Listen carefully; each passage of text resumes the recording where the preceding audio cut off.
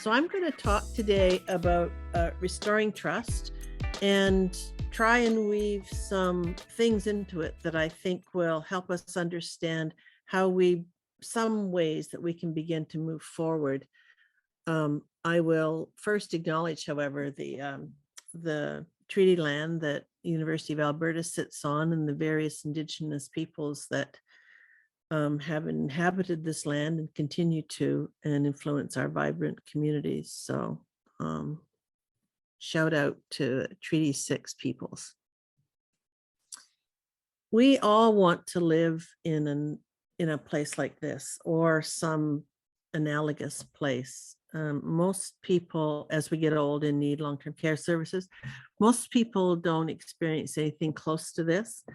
And sometimes I think we look at these small boutique kind of operations, as they're sometimes considered, and think that's not achievable.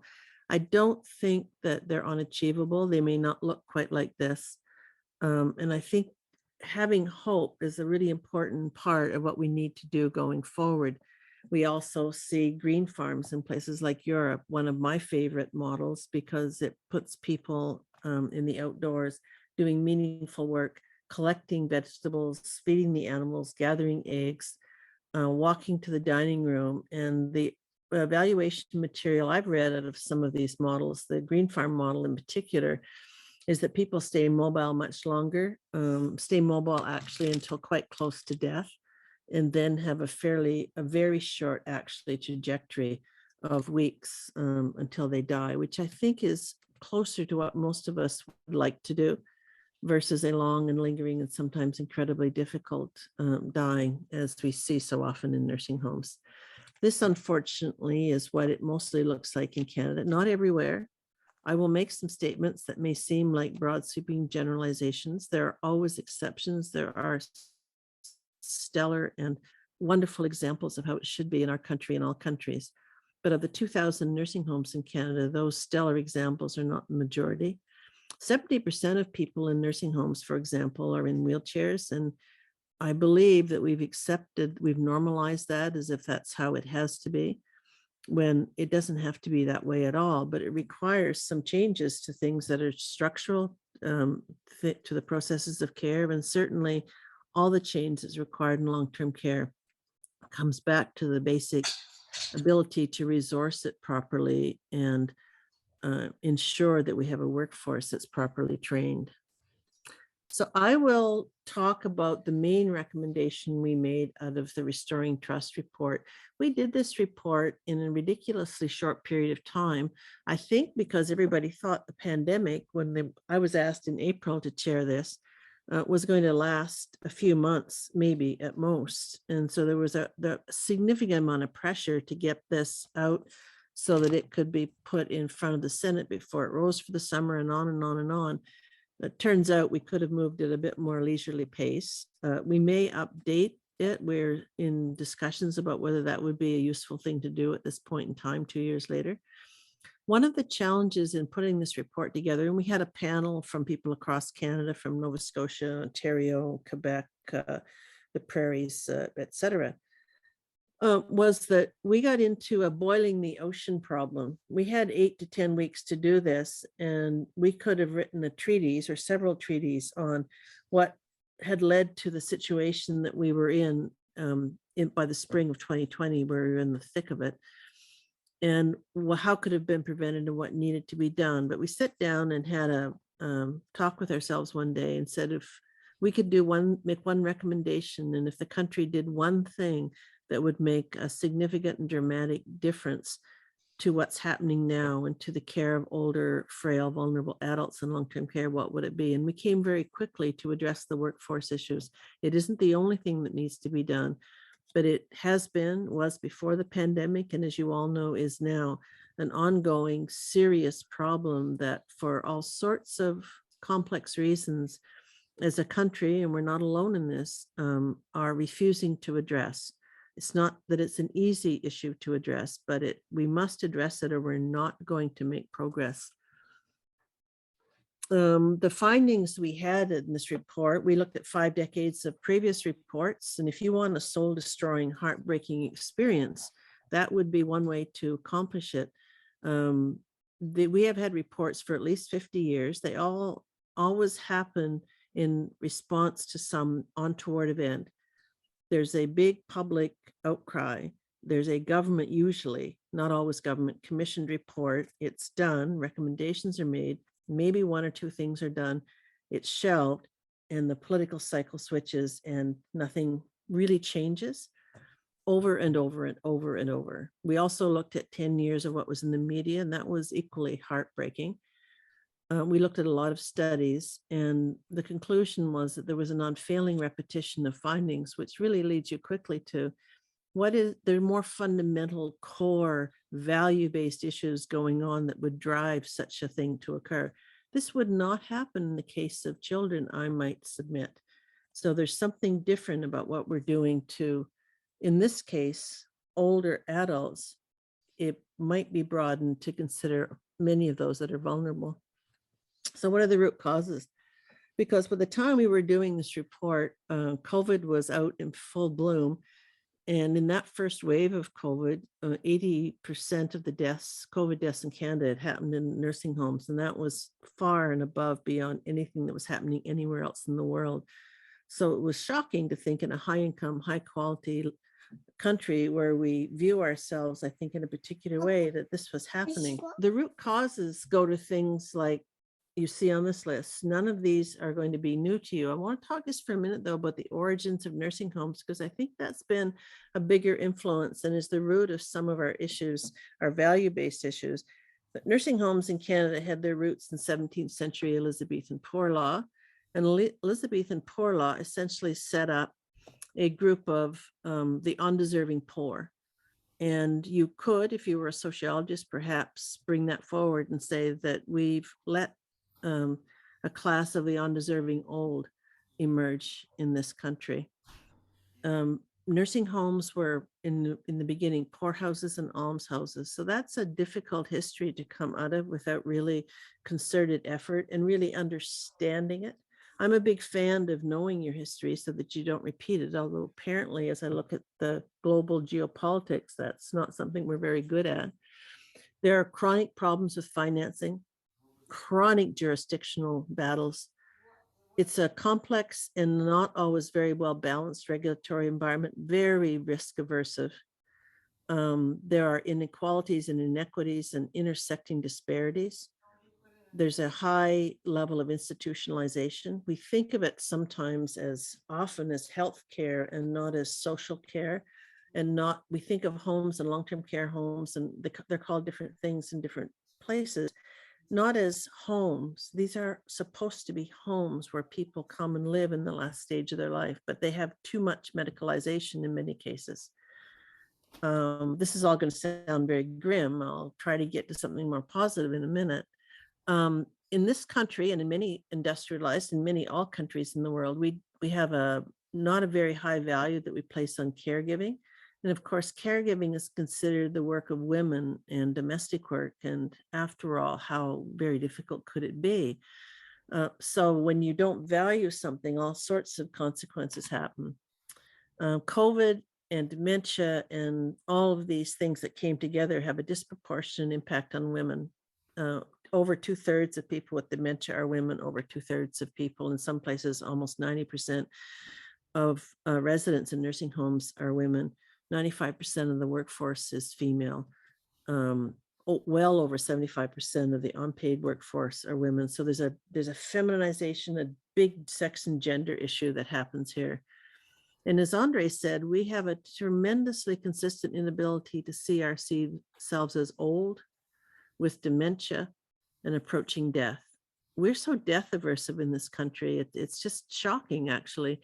And as long as we can't talk about it. And if you hearken back to George Orwell, all you have to do to remove a concept from a culture is to remove the language that describes it. So we don't have these conversations, and it's scary. I mean, nobody wants to. And I think it's resulted in, I used to call it benign neglect. It's not really been benign at all. So a caricature of it would be, well, you know, John, my neighbor John's had to put his mom in a home, and that's really sad. But they'll be better off because they won't have so much difficulty at home, and she'll get better care, and the door's closed and people go on, and they've made assumptions. We've all made assumptions that everything's okay once mom or dad or John or Mary's relative goes to a nursing home. And of course, it hasn't been okay for a very long time. I think this is a repetitious thing. I'll pick up a couple of extra things on this slide. There are a lot of things I'm not going to spend a long time talking about in terms of the need for capital investment and our aging physical infrastructures and our multi-person rooms that really became problematic in a new and frightening way in COVID.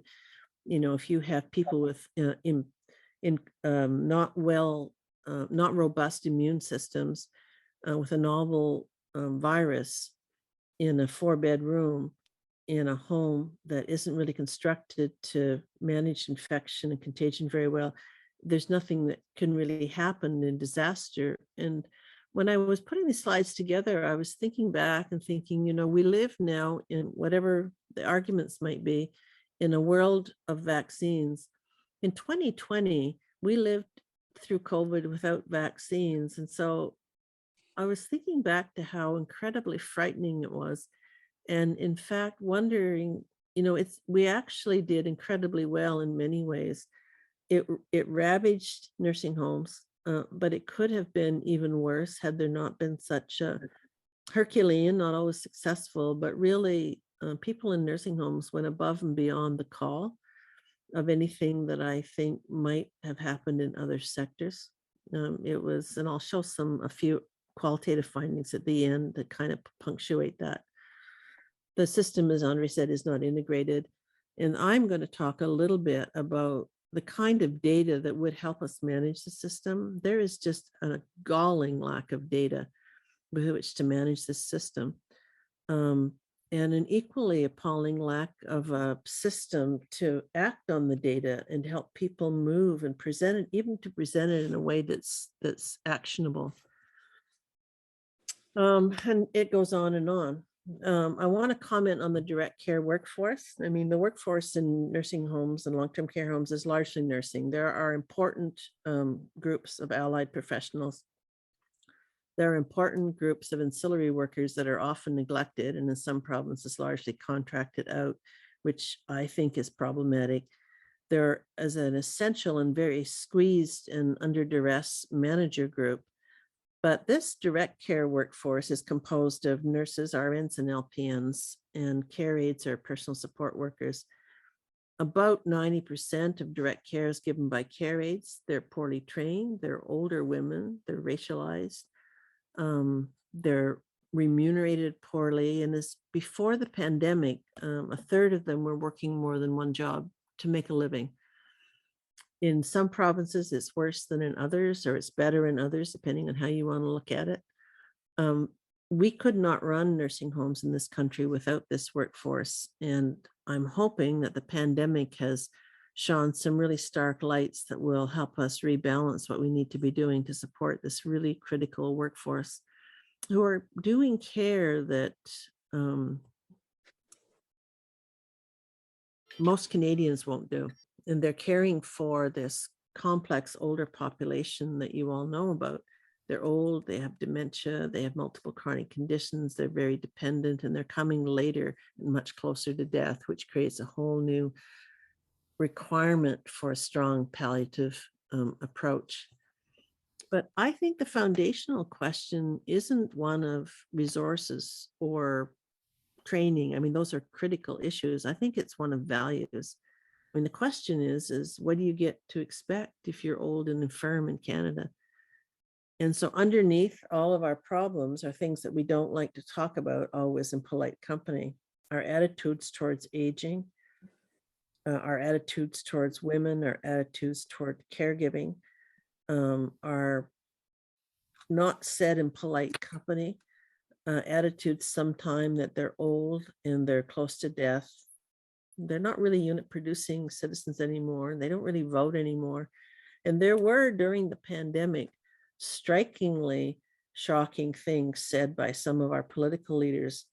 I won't mention any names about, well, they're close to death anyway. I mean, there were some blatant things said that told us that it's not just that we think these attitudes are pervasive, they are pervasive.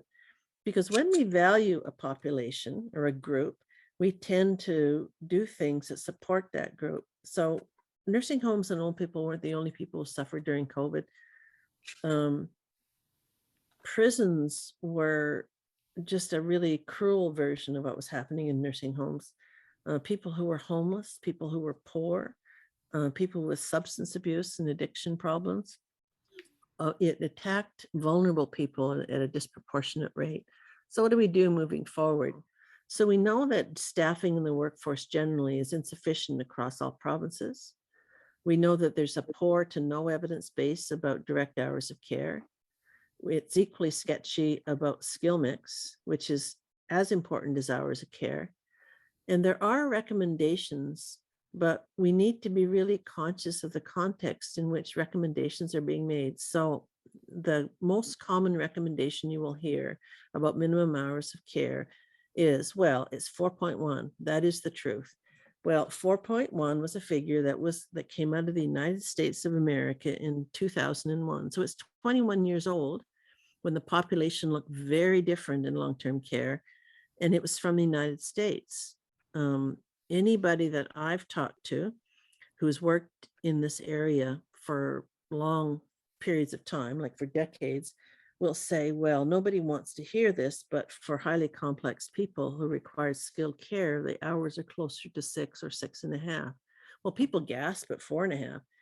So people aren't talking in polite company about 5 or 6. So we need to be really cognizant that when we're all striving and trying to reach 4.1, that it's insufficient for those jurisdictions that have long-term care or nursing homes that have really shortened the length of stay and brought people to the nursing home later because they're trying to keep them in the community.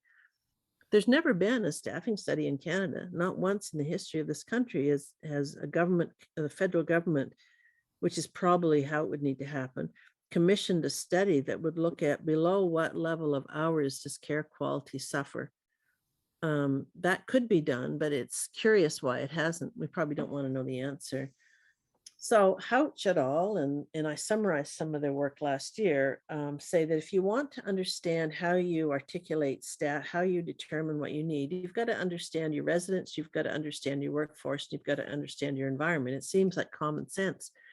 But the question arises, what do you understand it with? Well, we do not too bad with residents. We have pretty robust data across the country. Not everywhere. Most jurisdictions will use a version of the inner eye system, which is quite good for quality of care. It does not address other things. It's about care quality, and it has its limitations, it has its flaws, but used as a system tool, trended over time, it gives us really important and critical information so that we can understand what quality is like, at least in a bit of a medicalized way. It leans a bit toward that. No jurisdiction of which I'm aware collects systematically subjective resident quality of life data, which is arguably the most important income, and it can be collected.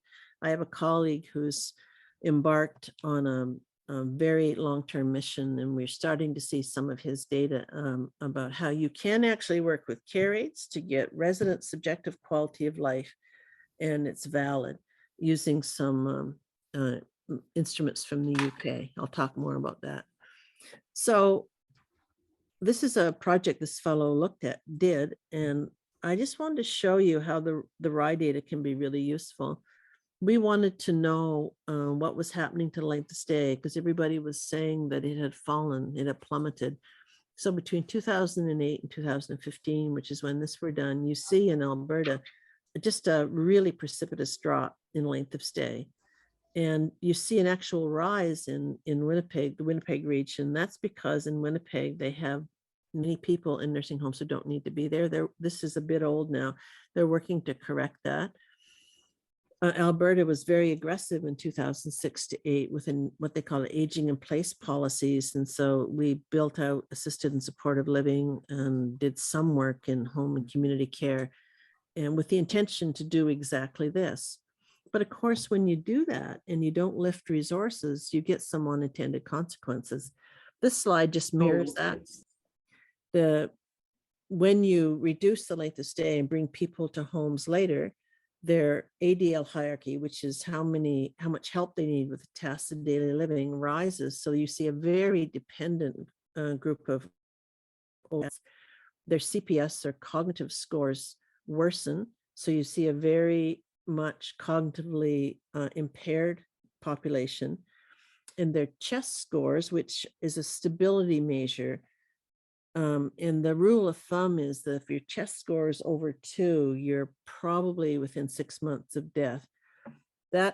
Those scores rose. So this is a more dependent, more complex, more advanced dementia, less stable, closer to death population. But we didn't change staffing a bit when we were doing all of that. This is just one slide I wanted to show. It's kind of busy. Don't let that bother you, but I just felt compelled to say you can't. This is 1 to 6 residents. The tool has 3 categories. And if you look at this, the way Matthias has done it, you can see that some residents have more green and they're doing quite well.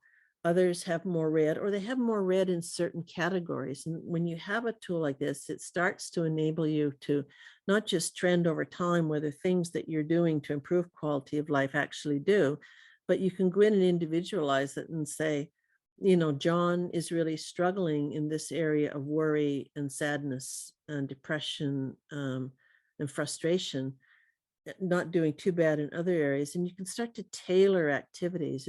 It's a tool to help us assess what our quality of life is like, whether it's improving when we do things that we think should improve it, and how to tailor care to individuals in terms of their specific needs. He will talk over the next few years much more about this because he's just got a very large grant from the federal health funder to do more work across 5 provinces, of which British Columbia is one. And then there's the work environment. So we don't have any data on the work environment in Canada. So if knowing about your residents and knowing about your workforce, and I'll do workforce last, and knowing about your environment's important, if you don't have any data and you don't know what your environments are like, it's hard to know whether they're getting better or deteriorating or staying the same. There's structural data, but that's not really what I'm talking about here. We have some emerging evidence that the work environment influences resident care and staff quality of work life in measurable ways. A colleague of mine in Ontario, Pat Armstrong, has been saying for years and years, the conditions of work are the conditions of care. And I don't know how she did it, but I heard it come out of the Prime Minister's mouth a couple of months ago. And I thought, oh, either he's reading her work or somebody's gotten to him. But it's true. The conditions of the work environment really are the conditions of care that the resident experiences. And I think we could pay more attention to it, in part because it's quite a modifiable thing as opposed to some things that aren't as modifiable. So we've done some work that shows that staff have better physical and mental health scores in green home. We call them green homes. We've just done some measurement of the work environment and used some techniques to separate them into higher and lower work environments or context. We call it organizational context. And so the green homes are always the ones with a better work environment, or at least they score better on the instrument we use. And so we were pretty excited when we saw that, because we thought, well, those are hard to move, especially physical health, because a lot of how you score yourself on that little tool are things you're bringing with you to your work. But if you're working in a home with a better environment, the reports of your staff and your health will be better. So I think that's quite striking. You will also, at least in the sample we have, it's quite a large sample. This one was done on our last pre-COVID wave, which had about 5,000 cases when we did this. You will get residents will be walked more. They'll have more assistance. So this is a Miscare slide. So the lower scores are better, and the lower scores are consistently green. So they'll get more of the activities of daily living and personal care, and talking and walking are things that go directly in really important ways to quality of life. These other things do too, but those are really striking. even in green homes, how often they're missed. The care aides were asked, how often were you not able to do any of the following tasks on your last shift because you didn't have sufficient time? It also turns out that residents have a lower symptom burden. So this is shortness of breath and pain, just two symptoms that we looked at. Symptoms rise in Canadian nursing homes as you approach death. So at the right is the point of death, and on the left is 12 months prior to death. So we looked at a sample that had died and then looked backward over what the RI data told us about their symptoms. This was inspired by some work from Susan Mitchell at Harvard, who followed 300 people forward for a year and found essentially the same thing.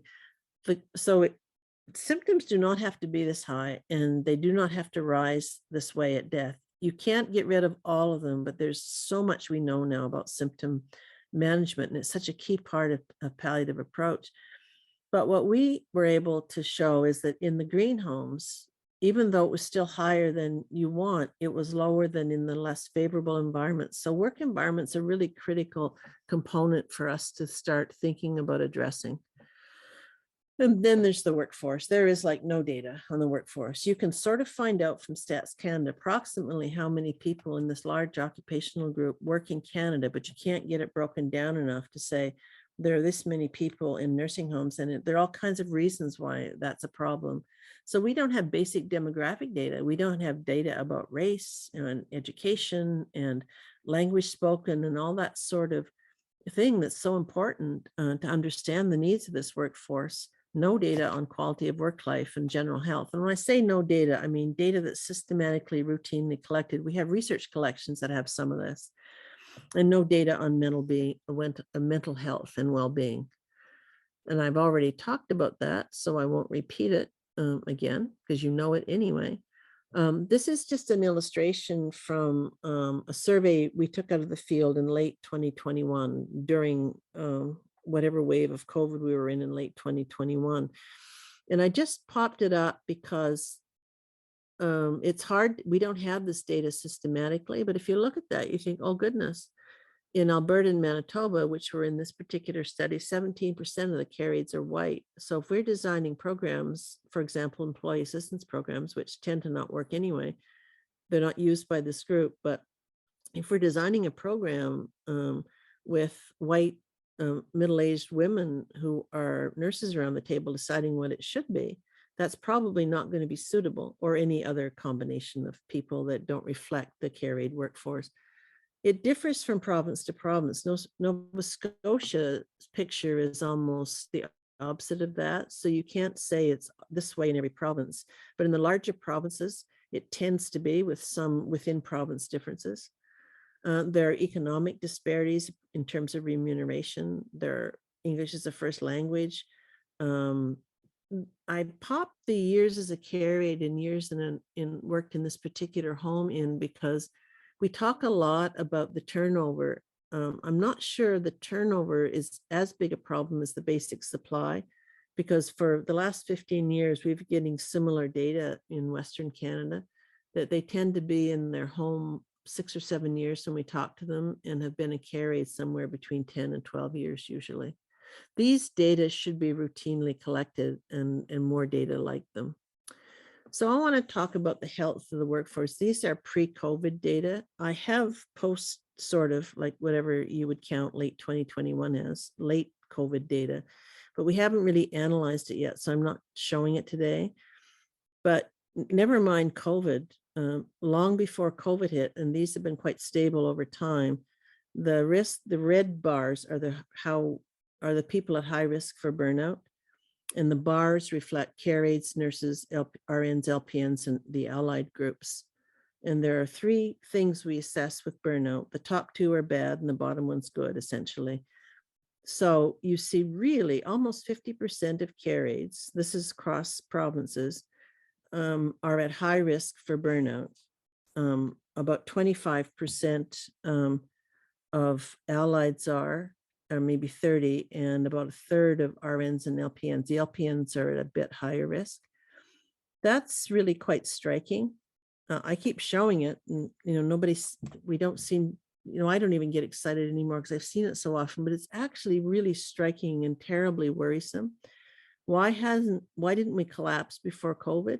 Probably because this bottom measure of the sense of meaning and value in your work is so outrageously high in nursing homes in all groups, but especially in the care aid group. You don't see this in lots of other populations.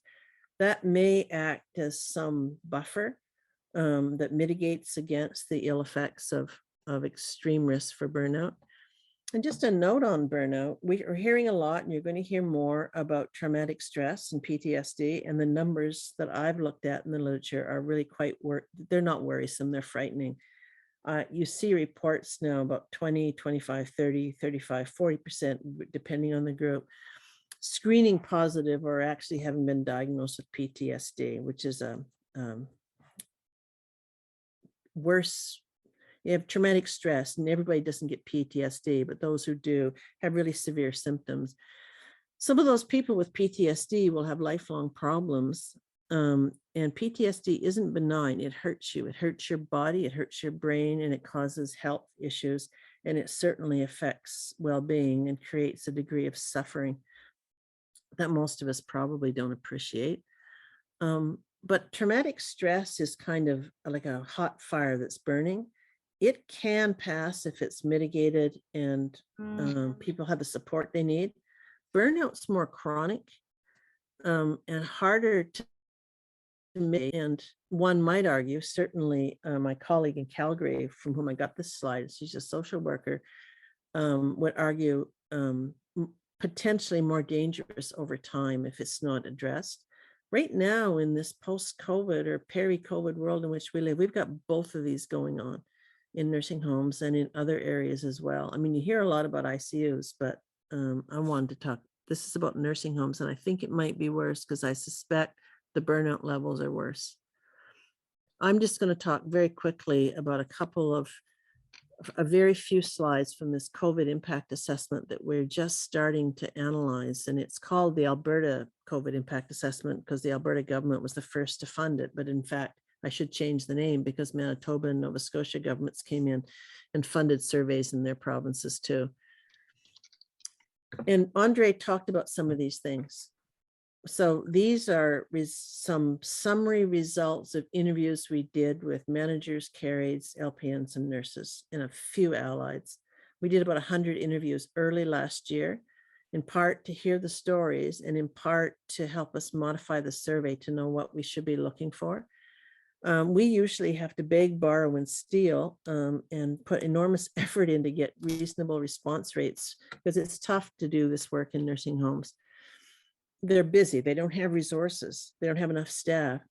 I have never in my entire career had the staff come back and say, well, they were lined up at the door to talk. This just does not happen. So I think there was an incredible need to be heard, to tell the story and be acknowledged and valued. Now, we weren't in the homes. We had to turn everything into Zoom. So these were less than ideal interviews. But even though the Zoom was not easy for them and it was hard to find rooms, they talked willingly, and we decided we wouldn't take more than half an hour of their time. Some of them we could have talked to for 2 hours. They talked about resident and isolation and decline as being one of their major stressors. They talked about the disrupted routines, the reduced mobility, the decreased interaction, the lack of outings, the apathy that would set in, the use of chemical and physical restraints. And the quotes, that some of which I'll read, and I'll let you read some of them, are heartbreaking.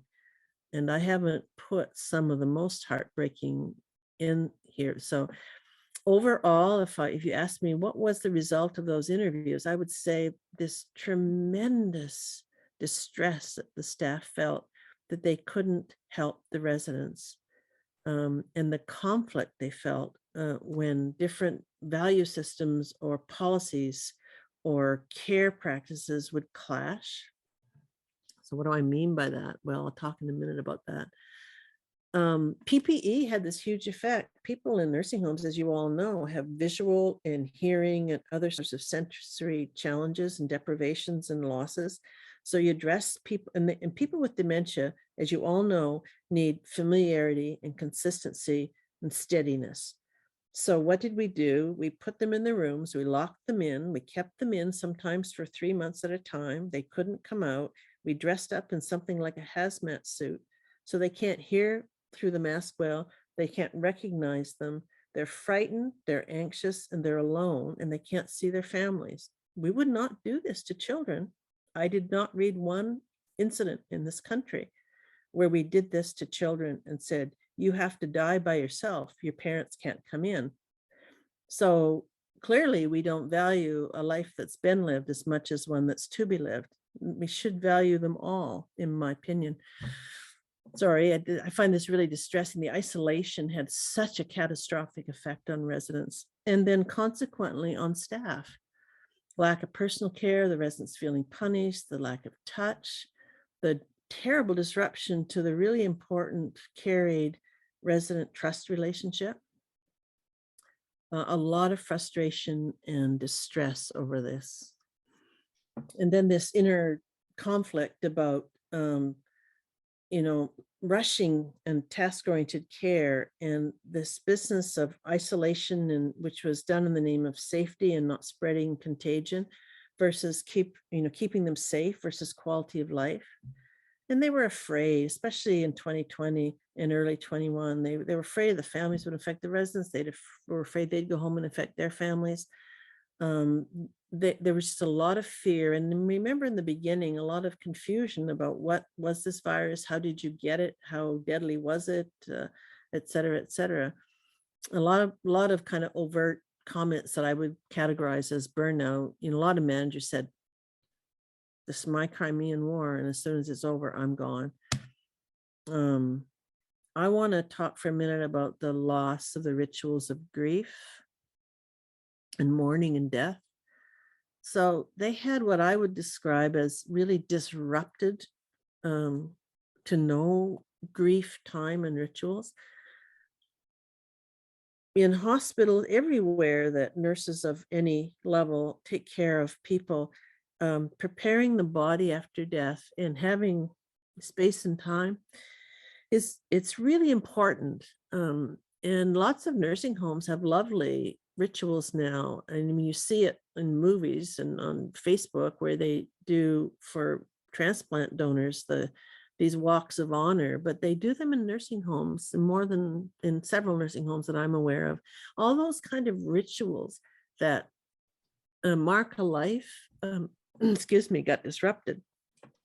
And so in one home that we were in, it was a particularly difficult week for the, and they'd had a very bad outbreak despite all their efforts.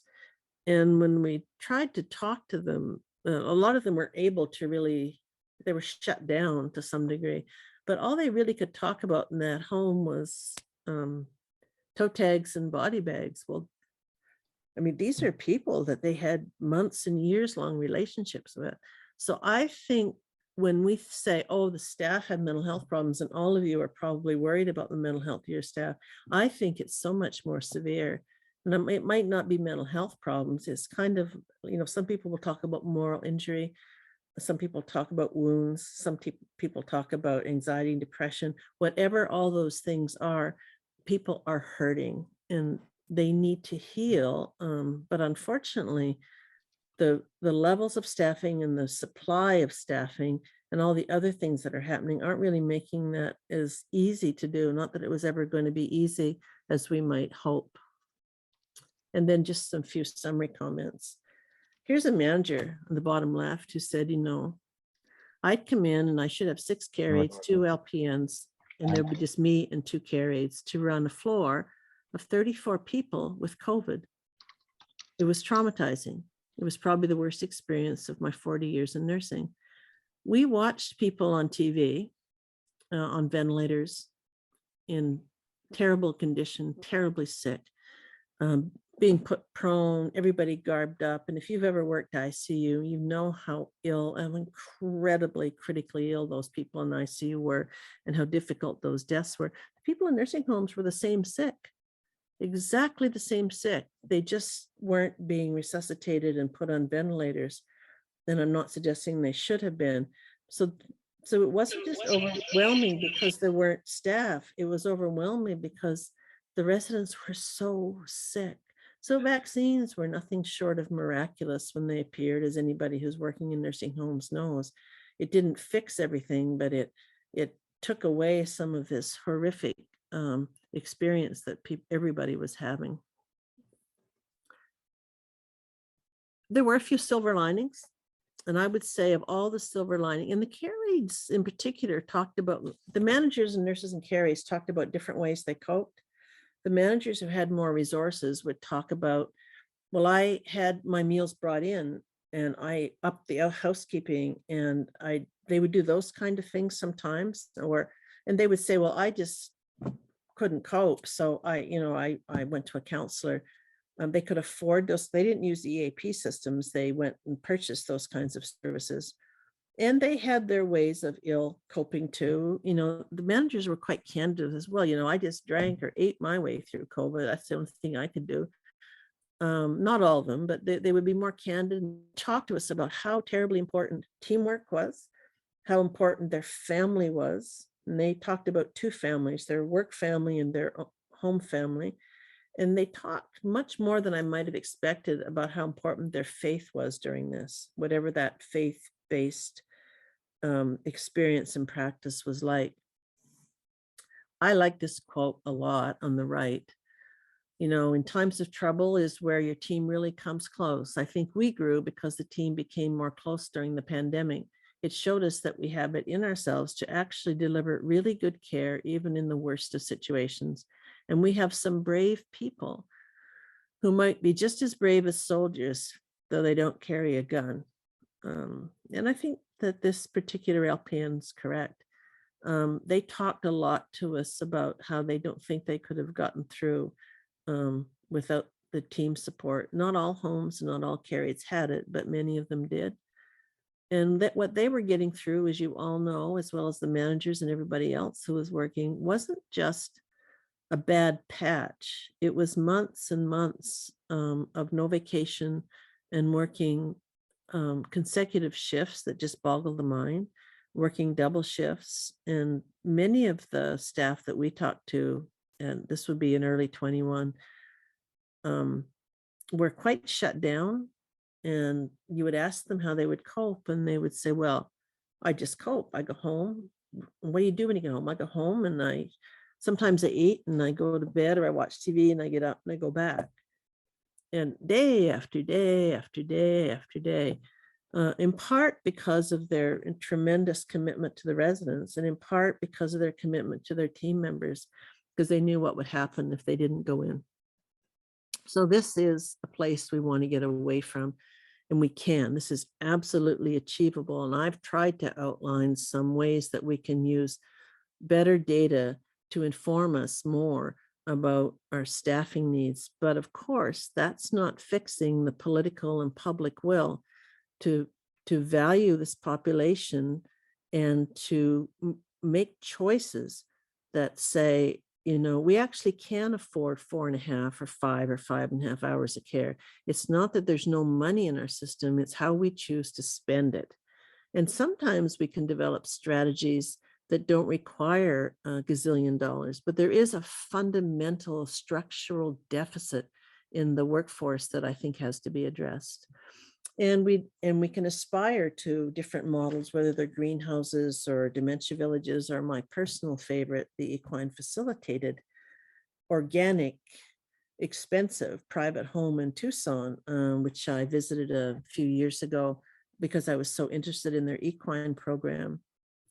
They won't all be like this. Everybody isn't going to be able to do this, but in this particular small city, the grandmother of all things equine facilitated, Barbara Rector, has set up a really lovely program. She brings the horses in 3 or 4 times a week for about 4 hours. And I watched her work with an older woman with dementia, quite significant dementia. And it was nothing short of like the Robin Williams movie, Awakenings, or whatever it was called, where through the connection and embodied physical present experience with this large, beautiful creature, this woman just her eyes got bright and she smiled and she started interacting, and her verbiage, her verbal skills were largely gone, but she began to speak, and it was just really miraculous to see. And I thought, well, maybe everybody can't do it with horses. Some people will be able to. There are other kinds of things we can do to bring quality moments to older adults, because that's what it's all about. It's not about quality of life the way you and I think about it, where we look back and say, oh, my quality of life has been this on a scale over the last 12 months. Probably all of us not as good as it should be. It's about stacking enough moments together, moments where people laugh and taste something good, feel the sun on their face, hold a child or an animal, hug each other, get ice cream. It's just moments. And I don't know how many moments it takes to make quality of life, but it takes more than a few. And that's, I know everybody who's in the long-term care sector wants this to happen, but it seems so far out of our reach. I don't think it has to be. There is a decade or 5 of work ahead of us to transform and do a root and branch overhaul, and it's going to require federal and provincial policy and legislative frameworks. It's going to require resources, but it's going to require the public to engage and demand that we do this. But there's also tons of things that can be done within the sector. Once there has to be a period of some recovery that can, and like, I was really pleased when I heard Andre say, Sunnybrook's really a crappy old building. It really is. But the quality of care there is pretty good. You don't have to have a beautiful $14 trillion place with doulas and Reiki and organic food and 14 different programs. That would be nice, but you can have really good quality because its fundamental platform is relationships and relational care. And to do that, we have to support our workforce at all levels. We can't just support the care aides. We have to support the managers. Our manager data are really some of the most worrisome I've seen in my career in terms of how they're scoring on things and what they're saying. And this is a bit of an older workforce, and I think that they've really suffered because they get it from every corner. And if they leave us in significant numbers in the next few years, it's going to really stress the system even more.